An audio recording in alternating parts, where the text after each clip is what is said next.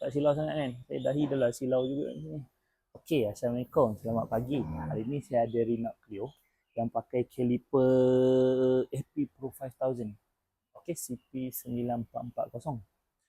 Hari tu bawa masuk track day, lepas tu dia bagi gambar, cakap brake pad dah habis. Kan, ingatkan dah habis lah. Sekali bila tengok ni memang betul-betul habis. Ni sini tengok. Nampak tu. No, besi saja. Dia bukan sekeping, 4 keping pun jadi macam tu. No, habis je. Bagusnya brake pad ni makan sekata. Kan, yang tak bagusnya dia habis pakai ni, betul-betul habis pakai ni. Kalau nak skim pun, disk pun macam banyak nak kena skim. Nanti kita bincang sekejap dengan owner macam mana nak buat. Ni juga ni, tengok ni, pagi-pagi dah gini ni.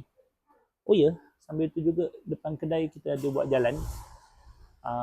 Nampaknya beberapa hari juga ni tutup kedai ni. Itulah dia, nampak tak buat jalan. Biasalah saya ada bajet lebih sini, memang saya suka buat jalan. Tak tahu nak buat apa kan dengan duit, saya buatlah jalan. Sampai ke hujung sana saya buat jalan. So jadi itulah sahaja. Buat track baru lah ni depan ni. Nantilah saya update. Ini saya update. Saya update. Assalamualaikum.